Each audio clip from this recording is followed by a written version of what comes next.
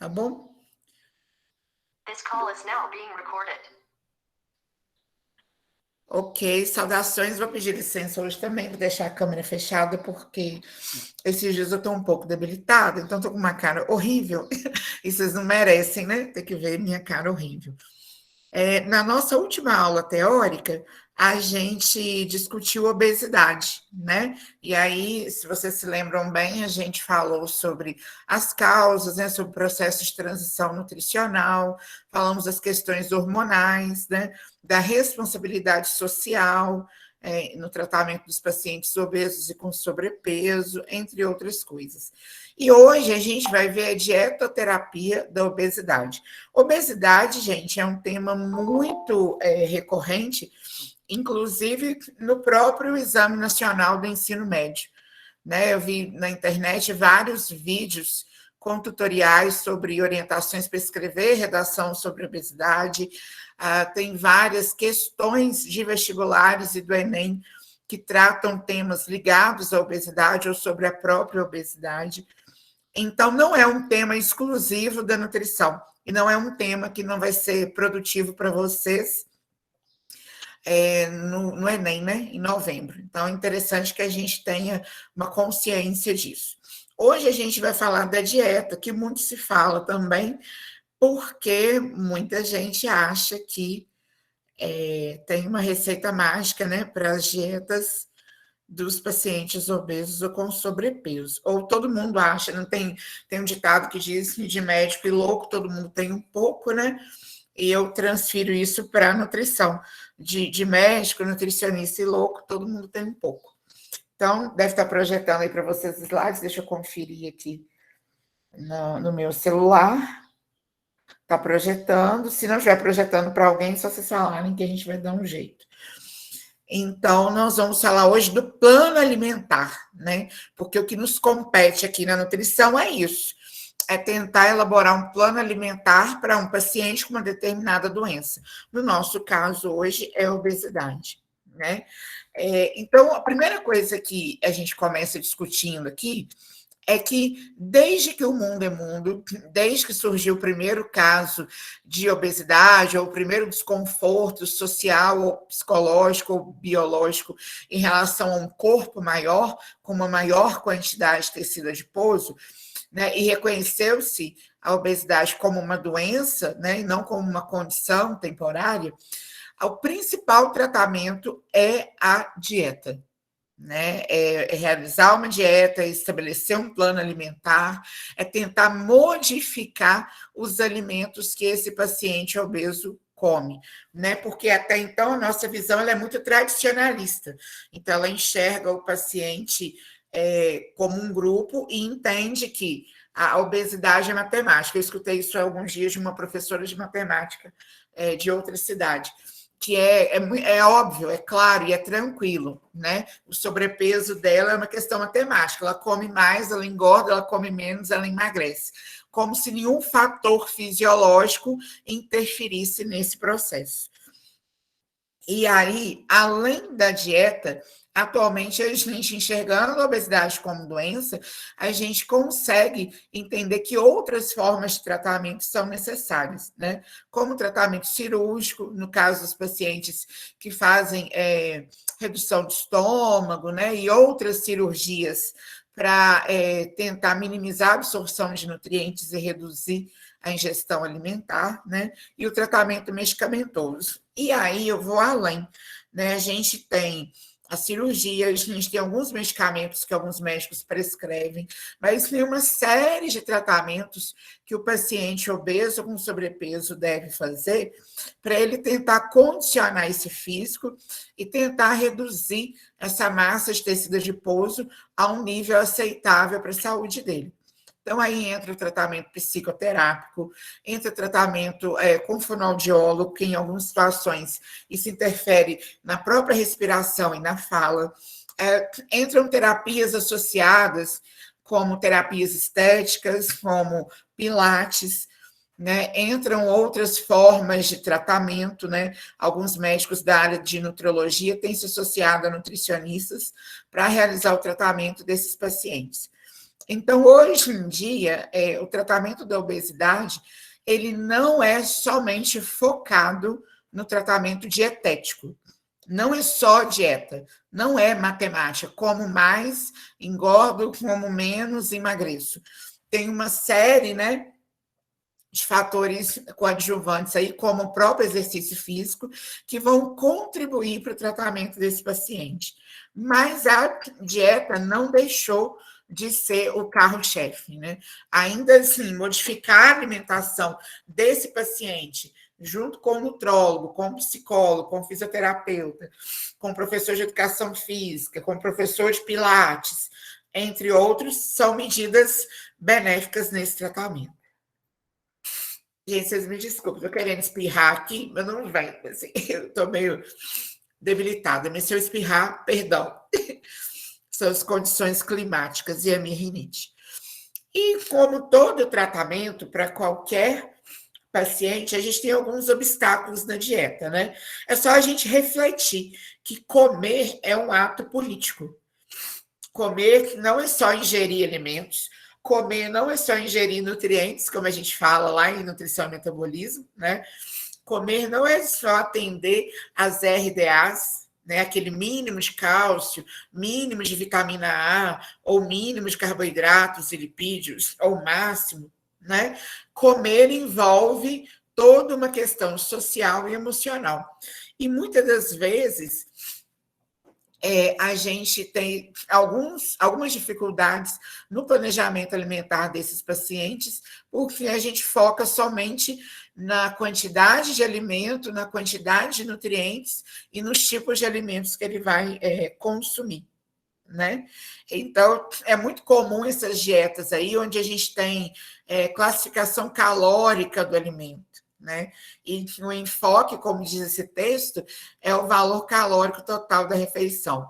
Então, assim, a gente só foca em posso beber água. Tem até uns memes, né, que a pessoa come muito no final de semana, aí quando chega na segunda-feira, a dieta dela é gelo. É um pudim de gelo, um bolo de gelo, um copo de água, porque a água não tem calorias, né? Então pode beber à vontade. Ou então, um prato de salada, né? Na nutrição, isso é um jargão assim, antigo, né? A imagem da nutrição em vários órgãos oficiais é assim, um prato de salada, estetoscópio, uma fita métrica, muita maçã verde, que nem é barata e nem é característica de consumo aqui no Brasil, muito tomate, rúcula, e a gente atribui aos vegetais e frutas alimentos de baixo valor calórico. Então, esse tratamento seria o paciente obeso comer só salada e fruta, né? E, no total, ter uma refeição com baixa densidade calórica. E aí isso gera um obstáculo, por quê? Porque ninguém vai ficar a vida inteira comendo somente salada e fruta e bebendo água, né? Porque comer é um ato político, é um ato social, e as pessoas passam aí 10, 15, 20 anos da vida comendo arroz, feijão, picanha, galinhada, tutu, né? Abobrinha com cenoura, sei lá, jiló, couve, caioba, angu, né? Então, focar numa dieta muito restrita é um obstáculo forte para esse tratamento do paciente obeso. A gente enfatiza muito o alimento e não o indivíduo. Então, assim, todo o foco da dieta é o que ele pode comer, o que ele não pode comer, o que ele deve comer, a quantidade que ele deve comer. E aí a gente entra também num planejamento alimentar com muitas proibições e muitas obrigações, né? E aí, aquele momento que era para ser um momento de tratamento, como envolve comida, que é uma coisa muito importante para todo mundo, ele começa a virar um momento de luta, né? A pessoa já acorda pensando assim: nossa, tenho que acordar e tenho que comer mamão com chia, e tenho que tomar 3 copos de água, e tenho que comer um pão integral, não posso comer um pão de sal que eu queira, né? E às vezes, mesmo quando a dieta é agradável, o paciente pensa assim, igual as dietas cetogênicas, né? que muitos pacientes acordam e têm que comer ovo mexido com bacon e requeijão e café e castanha. Quer dizer, quem não quer acordar e comer ovo mexido com bacon e requeijão? Mas como isso vira uma obrigação, ele vai ficando desestimulado. E às vezes um dia ele quer acordar e comer um pão integral, né, com queijo Minas, mas ele tem que comer ovo mexido com bacon e requeijão. E aí ele começa a ter uma resistência, né, porque as pessoas começam a não ter poder de decisão sobre aquilo que eles comem. E isso dificulta bastante. Eu tentei resumir aqui para a gente ver as orientações básicas no planejamento alimentar do indivíduo obeso com sobrepeso. Aí, antes de começar a falar sobre isso, tem uma coisa muito importante que a gente tem que dizer. Bebendo água aqui, bebam água aí também. O técnico em nutrição dietética, ele não pode prescrever dieta. Ele não pode pegar uma folhinha de um receituário e colocar lá assim: Gabi vai comer um pão francês, uma ponta de faca de manteiga, meio mamão papaya, uma xícara de leite quente, meia xícara de café sem açúcar, né? E no almoço vai comer uma concha de feijão, uma colher de servir de arroz, 3 folhas de alface. Então, vocês não podem fazer isso, porque vocês não têm formação para isso. A prescrição dietética é competência exclusiva do nutricionista. Inclusive, nem médico não pode prescrever dieta, embora alguns prescrevam, né? Mas, assim, um técnico em nutrição dietética, ele pode orientar. Então, num asilo, né, numa ILPI, que é uma instituição de longa permanência para idosos, vocês podem orientar a equipe da cozinha como que vai ser o planejamento alimentar, né, em termos qualitativos dos idosos, né, porque eles estão com sobrepeso, ou diabéticos, ou hipertensos, ou tudo isso junto. Então, quando trabalharem no hospital e vocês estiverem separando lá as marmitas, né, os bandejões por patologia, quando você observar que na bandeja do paciente que é obeso tem feijão tropeiro e torresmo e a carne maçã de peito cozida, aí vocês vão ver que tem muita gordura, que aquele paciente está obeso, que ele já tem algum risco, algum problema cardiovascular. Aí vocês vão falar, olha, não, vamos substituir essa maçã de peito por um frango ou peixe, vamos tirar o feijão tropeiro e fazer um feijão com carne, né, para ele ficar mais temperado, mais cozido. Então, vocês vão conseguir orientar de forma qualitativa para que o planejamento alimentar desse indivíduo seja o mais próximo do ideal. Mas vocês não vão aprender aqui a calcular a quantidade de comida. E, assim, não vão aprender a calcular, por exemplo, o déficit, né, calórico que a gente faz. Alguns anos antes, eu até ensinava. Eu posso até falar, mas não vou dar na real, por quê? Para não correr o risco de ninguém que nem formou para técnica e nutrição começar a fazer dietas aí para os familiares, que eu já tive alunos que fizeram isso. A tia veio me falar, olha, minha sobrinha fez uma dieta para mim, foi muito boa, disse que aprendeu na sua aula. Então, vocês vão ficar somente com as orientações qualitativas, tá bom? Se alguém tiver alguma dúvida, um interesse, uma curiosidade de saber como pode me procurar no privado, que eu explico de forma bem en passant. Mas, assim, tenham consciência e nada de ficar planejando dieta para madrinha, tá? Para tia ou para si próprio. Então, a primeira recomendação para o paciente que está em tratamento de obesidade é evitar refeições apressadas, principalmente refeições no contexto de isolamento, porque esse paciente pode ser que ele não tenha, né? A gente não pode fazer uma classificação e dizer assim, todo paciente obeso ou com sobrepeso tem compulsão alimentar. Isso está errado. Mas esse paciente, principalmente se esse transtorno alimentar dele estiver muito ligado a questões emocionais, esse paciente ele pode ter picos, né, de compulsão, ter episódios de compulsão alimentar. E aí, assim, quanto mais sozinho e quanto mais apressada for a refeição dele, tipo, fazer um miojo em casa, comer vendo série. A tendência é ele fazer 2 pacotes de miojo, 3, e comer aquilo com muita pressa, né, sem perceber a quantidade de comida que ele ingeriu.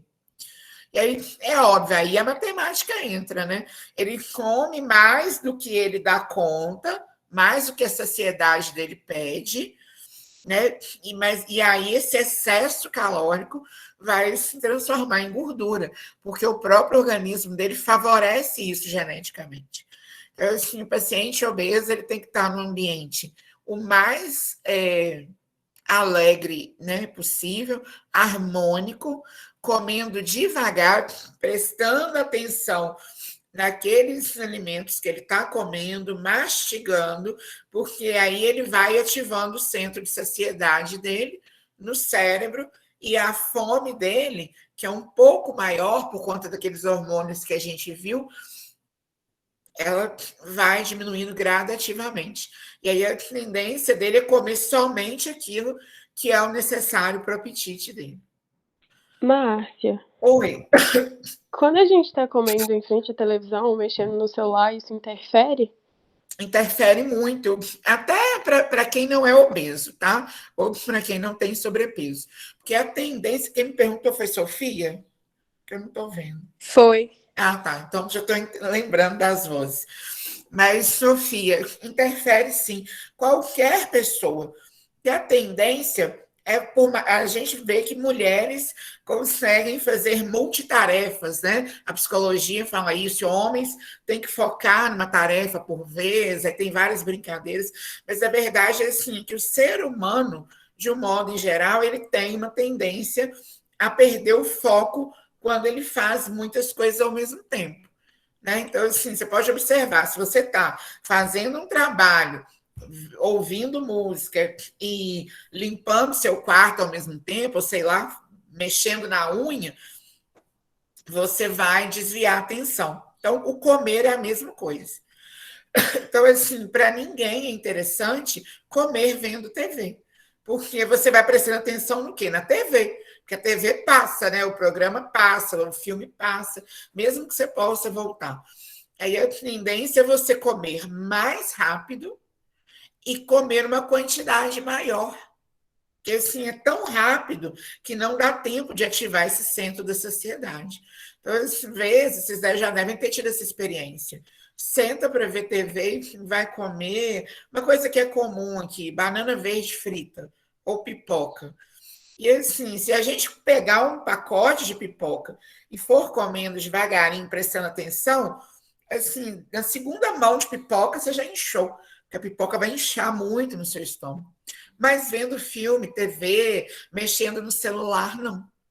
Você vai distrair com aquilo ali, vai ver um meme, o TikTok, não sei o quê, e vai comendo, e aí aumenta a quantidade ingerida. Então, assim, primeira etapa do tratamento do paciente é que ele tem que criar um clima, né, de harmonia e de concentração no que ele vai comer. Ele tem que ver o que ele vai comer, entender o que ele está comendo, entender que tem coisa, um pouquinho mais de gordura, mas tem fruta, tem hortaliça, tirar esse terrorismo nutricional e comer mesmo, e não desviar a atenção dele. A segunda coisa que vai complementar isso é sempre procurar alimentar-se sentado. Porque assim, a gente mantém o foco, né? Claro, ninguém precisa ter uma mesa dessa, né, que seria ótimo se tivéssemos. Mas assim, pegar o seu pratinho, colocar a fruta hoje é banana, coloca a banana picada lá. Vou tomar um café, coloca a caneca de café. Vou comer um pão com margarina. Abre o pão, passa a margarina, coloca no seu pratinho. arruma tudo, o mais simples que for, porque a gente tem essa visão muito faraônica e acha que tem que ser assim. Não. E assim, vai comendo, né? Com calma. E aí você vai percebendo que vai ficando saciado com mais rapidez. Evitar as atividades paralelas, como a gente já falou. Então, comer em frente ao computador fazendo trabalho, comer vendo TV, comer mexendo no celular, comer andando pela casa, também não. E aí, em sequência, há uma estratégia antiga, mas que é muito comum e é muito válida ainda hoje. E a gente fala para várias patologias, inclusive. Fracionar as refeições. Fracionar as refeições é comer mais vezes e automaticamente a gente come uma quantidade menor. Então, se o paciente levanta, toma café da manhã, aí come lá. Vou falar uma coisa bem trivial. Ele vai, descasca uma laranja, chupa uma laranja, depois ele passa um requeijão na fatia de pão de forma, coloca um café com leite, come. Pronto, tomou café. Aí, no intervalo da manhã, ele vai fazer um lanche. Ele pode pegar 2 biscoitos, 6 biscoitos, sei lá, e um café, um suco, um iogurte, uma fruta, um pedaço de bolo, fez um lanchinho. Ou seja, matou aquela hipoglicemia que ele estava ali.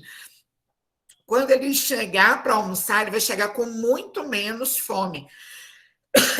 Por quê? Porque a glicemia dele vai estar controlada, a insulina dele também, e aí o apetite dele vai ser moderado. Porque esse descontrole de ficar horas sem comer favorece o apetite. Tem pessoas que fazem jejum, né? O jejum intermitente é um capítulo à parte. Mas, assim, muitos pacientes não conseguem manter o jejum intermitente porque eles chegam nas refeições principais com muita fome. E aí acabam comendo tudo, com um pouco de exagero, que talvez eles poderiam comer aos poucos em uma quantidade menor. Então, a gente trabalha para esses pacientes e para qualquer pessoa sadia, 6 refeições por dia. Tá?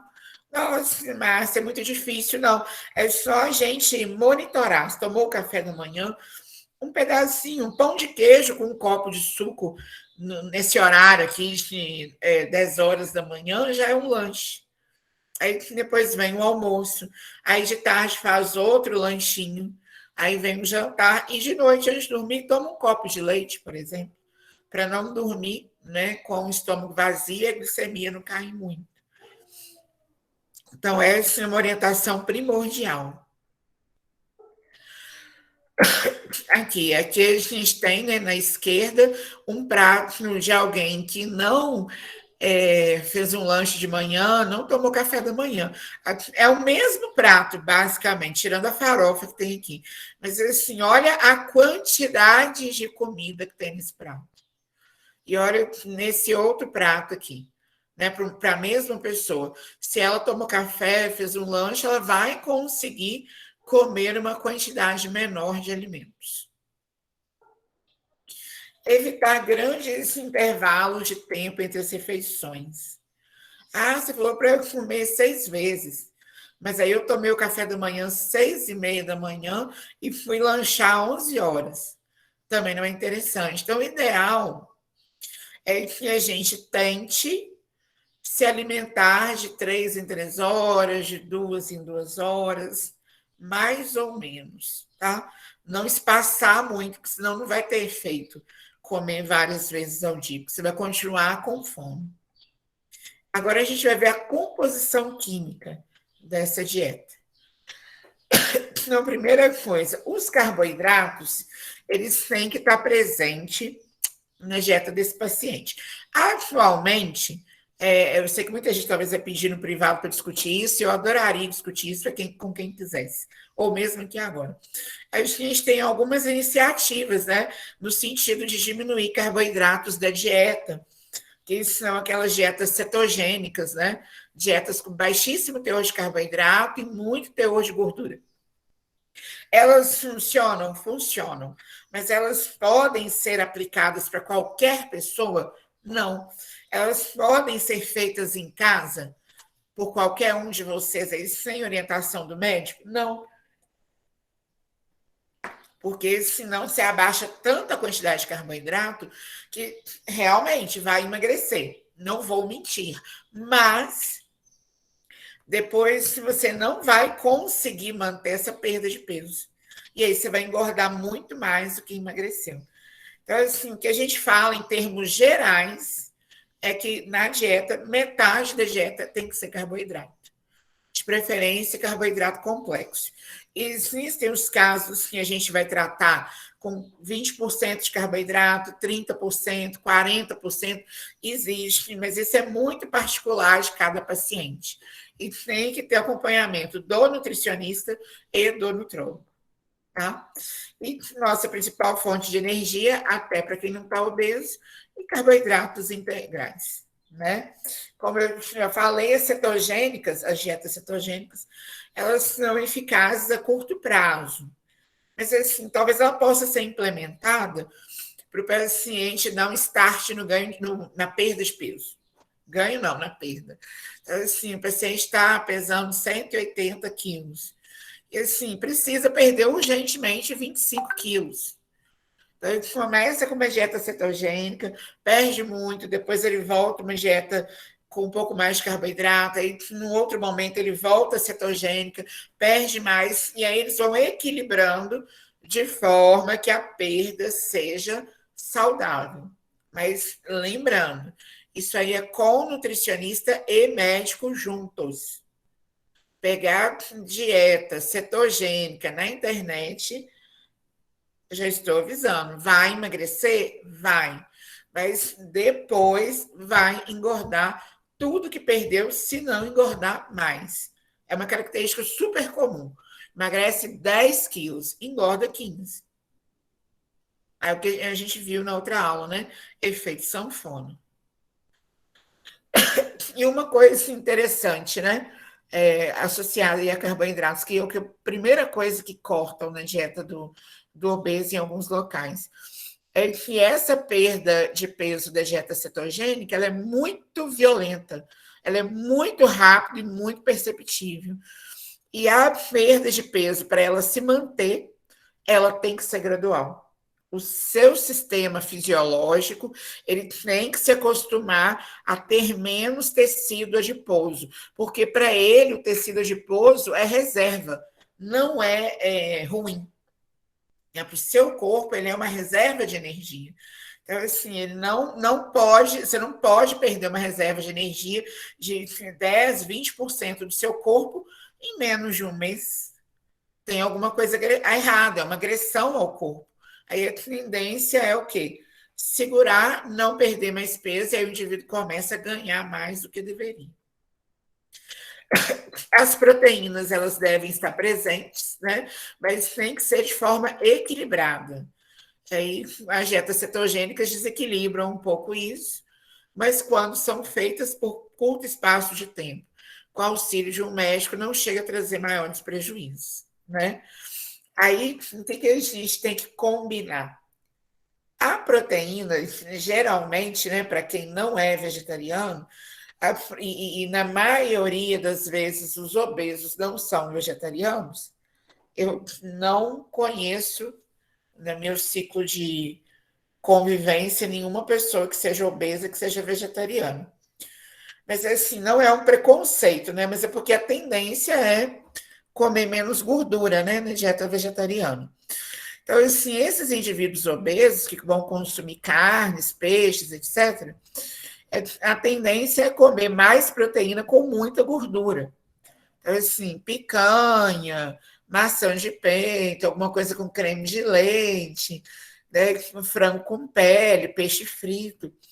Então, o grande desafio nesse planejamento é oferecer proteína na quantidade certa, com baixo teor de gordura, tá? Porque a gordura saturada tem malefícios para a saúde. E aí, os lipídios que o paciente vai ingerir, eles têm que ser essas fontes boas de lipídio, né? Aí a gente tem o salmão, que é rico em gordura, aí a gente tem as oleaginosas, as azeitonas, né, das oliveiras produzem o azeite. A gente tem as sementes de abóbora, semente de pistache, né, que tem uma quantidade de óleos bons também. Abacate é uma fruta que tem que ser incluída. E todos esses alimentos aí são muito gordurosos, né? Mas são gorduras boas que a gente vai inserir na dieta do paciente. E reduzir as saturadas. Aqui a gente tem, né? Exemplos de alimentos gordurosos, a maioria ultraprocessado, né? Mas aí tem os chips, os molhos prontos para cachorro-quente, a batata frita de pacote que a gente usa em casa, né? Produtos de panificação, salaminhos, hambúrguer, aquele hambúrguer que a gente compra pronto. Ele tem uma quantidade de gordura muito exagerada, por isso que ele tem um sabor muito forte também, né? Porque é a grande quantidade de condimento e grande quantidade de gordura para mascarar o gosto da carne, né? Porque geralmente esses hambúrgueres são feitos com carne que é resíduo, né? É resto de carne da indústria. Ninguém vai pegar uma peça inteira de colchão duro, moer para fazer hambúrguer. Nunca. Eles vão vender o colchão duro e aquelas aparas de osso, carne com aparência ruim. Em algumas indústrias, até carne velha, eles vão moer e fazer hambúrguer. Colocar os condimentos aí e o excesso de gordura para ninguém perceber que tá, que a carne está ruim, né? E aí a gente come muita gordura. Tem pergunta da Érica aqui. A visão de café da manhã de hotel. A Érica perguntando agora, como lidar com comentários do tipo, não posso comer abacate porque tem gordura e sou diabética, assim como outras frutas como manga. Ó, Érica, assim, é difícil. Eu vou te falar, como profissional da nutrição, é tanta coisa assim, que a gente ouve que não está legal, aí você pensa, né? Como que fala? Mas assim, a melhor maneira é você ter calma, respirar e falar: não, o abacate você pode comer sim, porque apesar de ter muita gordura, essa gordura do abacate é boa, até para o seu diabetes, porque vai evitar que o seu colesterol suba, porque assim, a gordura boa não faz o colesterol subir, não faz o caso do diabetes agravar. A gordura boa, ela vai saciar muito o paciente, mas assim, não vai entupir as veias dele de gordura, né? Agora, assim, em relação à manga, em relação ao índice glicêmico, né, da fruta. Assim, realmente tem essa questão do índice glicêmico. Mas você pode falar com a pessoa assim, olha, realmente, assim, a manga é um pouco problemática se você comer a manga sozinho. Mas se você picar a manga e colocar linhaça, um pouco de aveia ou chia, você vai poder comer normalmente, que aquele açúcar vai ficar preso naquela rede de fibras. Então, assim, é sempre interessante comer essas frutas acompanhadas de fibra, né? Para o paciente diabético ou para o paciente obeso, né? Então, assim, a melhor maneira da gente responder é falando a verdade, dando uma solução para aquela situação, que é a pessoa, oh, gente, então quer dizer que se eu comer manga com aveia, eu posso comer manga? Pode, tranquilo. Se eu amassar o abacate, colocar um pouquinho de adoçante, eu posso comer ele igual como se fosse com açúcar? Também. E a gordura dele ainda é boa, que vai deixar sua barriga, né, plena, saciada, você não vai ter muita fome. E aí a pessoa, assim, você vai realizando aquilo que vocês viram com a Fernanda, né? Lá, eu acho que é no segundo ano mesmo, que é no processo de educação nutricional, né? Assim, não é uma tarefa fácil, mas dá para fazer. Sopa de boi. Tudo é quantidade, Érica. Mas assim, é porque algumas coisas ficam, né, introjetadas na pessoa, assim, é uma coisa de hábito alimentar, né? Então, igual todo mundo vem aqui na minha casa, aí no primeiro momento acha que vai abrir a geladeira e vai ter só verdura e fruta. Não vai ter uma carne, que eu não vou comer arroz, Ou então, assim, a visão contrária, né? Por eu ser gorda, acha que a minha geladeira vai estar lotada de doce. E assim, que eu vou comer bolo até morrer. E nananã. Esse aniversário mesmo eu ganhei umas seis presentes de latas de doce, bombom, bolo inteiro, bolo fatiado. E assim, eu não como nada disso, quase nada disso. Eu morri de rir, falei, não me conhecem mesmo. Então, assim, a gente tem esse estereótipo, né? Mas aos poucos você pode ir quebrando e ir de forma bem humorada falar para o seu avô. Olha só, você não está comendo abacate, mas a gordura da sopa de boi aí você está comendo, né? Isso entope. Tem um negócio bacana para vocês fazerem como orientação nutricional. Funciona muito bem. Você pegar a carne de boi, não sei se Fernanda passou para vocês, mas se passou, eu repito. Você pega a carne de boi, de preferência moída. Aí você pega logo a 100, que tem bastante gordura. Aí você ferve a carne de boi com água, ferve bastante, uma meia hora. Vai fervendo, fervendo, não deixa a água secar. Aí você mostra para o seu avô, para a pessoa que for, leva ao congelador e congela. Quando tirar, vai ter aquelas pelotas, aqueles glóbulos gigantes de gordura, que saiu de onde? Da carne, porque a água não tem gordura. E assim, coloca a carne sem óleo de soja, sem azeite, é só ferventar a carne. Aí a pessoa fica pensando, uai, de onde veio essa gordura? Da carne de boi, né? Que é a mesma gordura que vai para a sopa, né? Que vai para, enfim, tudo que a gente faz, né? Que tem muita gordura saturada.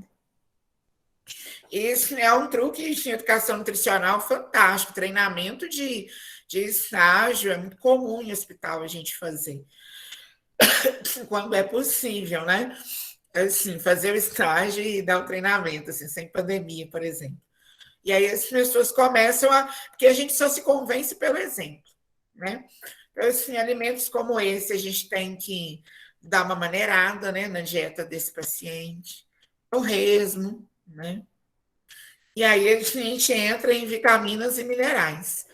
Né? Vitaminas e minerais não tem uma recomendação de suplementação, mas é importante fazer um exame de sangue, porque a gente acha que o paciente obeso ele tem muitos nutrientes e ele não é desnutrido.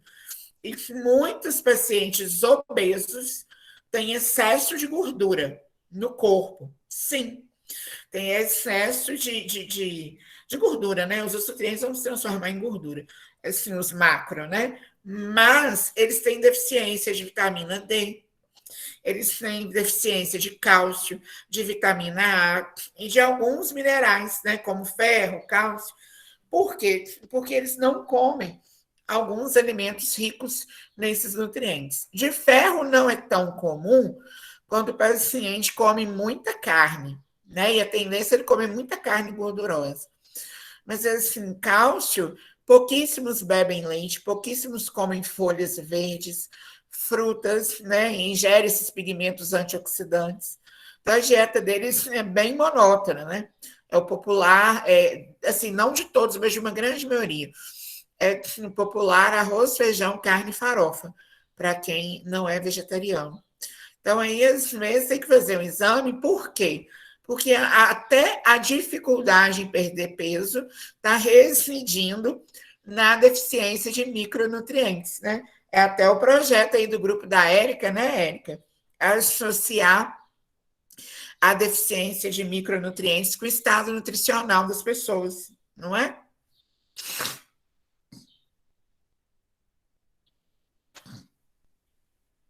Pois é. Então, essa é a visão que a gente tem. Acho que assim, ele tá, imagina, fulano com anemia, gordo daquele jeito, né? Porque a fala é sempre muito preconceituosa, né? E castradora. Então, assim, totalmente possível, totalmente frequente na comunidade de indivíduos que têm transtorno de peso, tá? Então, assim, pode avaliar, porque o indivíduo que ele está com transtorno de peso e não faz um tratamento, a tendência dele é ingerir pouquíssimos micronutrientes e uma quantidade muito grande de carboidrato, de gordura e de proteína. Zinco, cálcio, vitamina A e D. Legal, vitamina C. Muito bom. Cálcio, provavelmente vocês vão encontrar uma deficiência. Zinco também, porque zinco é difícil até para gente. A gente não, né? No caso, eu ainda tenho transtorno de peso, mas para vocês que não têm transtorno de peso e que teoricamente estão com uma alimentação adequada. Vitamina A, vitamina D, a mais baixa, mas aí a vitamina D também, Érica, depois vocês tomem um cuidado na hora de analisar. Pode ser por causa da alimentação, mas depois pesquisem. Já tem os artigos mostrando aí que tem muita deficiência de vitamina D na população brasileira. Eu não sei se é a menor exposição ao sol, somada à dieta ineficiente. Então, assim, não é só a dieta no caso da vitamina D, não. Né? E se você pegar seu público-alvo, dependendo de quem está respondendo aí, já te responde muita coisa. Por exemplo, pessoas que trabalham como professores têm menor exposição à incidência solar, né? Chega de carro, sai, vai para a sala, fica fechado o dia inteiro, sai no final da tarde, volta para dentro de casa.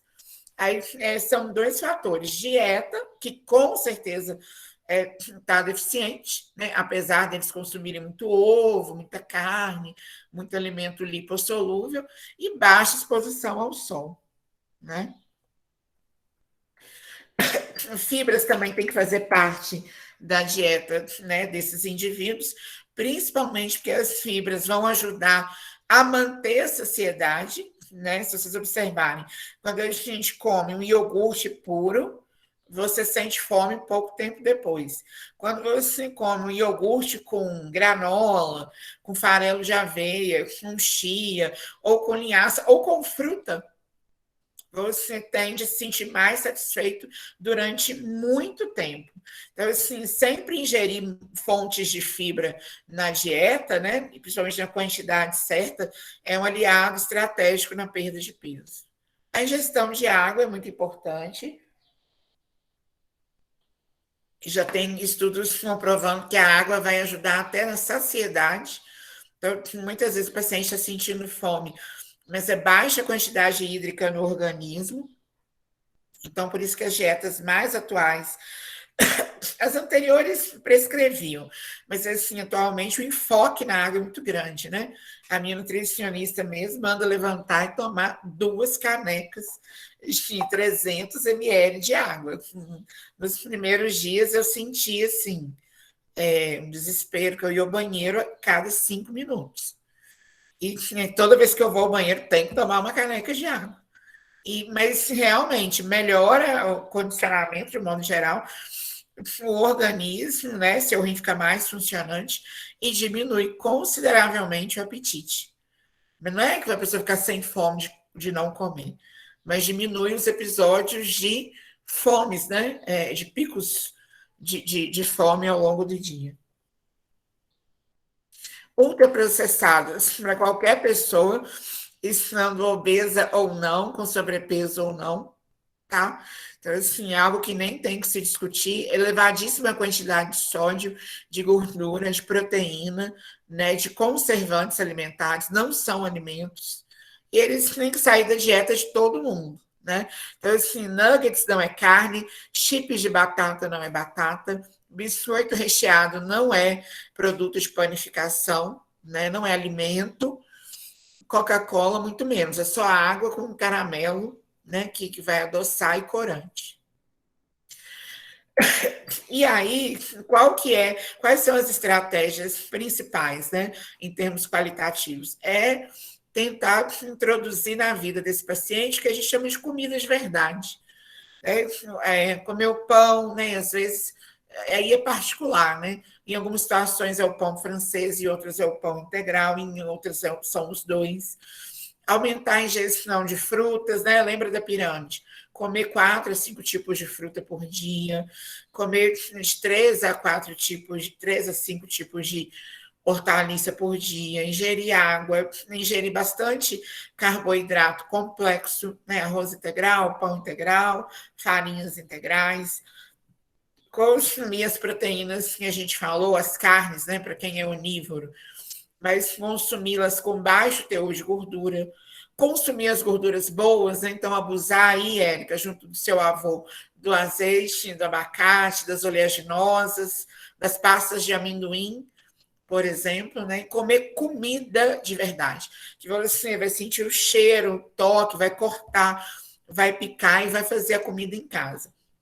Inclusive, tem nutricionistas que liberam na dieta você comer um hambúrguer, né? Mas qual hambúrguer? Você vai. Talvez assim o pão dê um pouco mais de trabalho.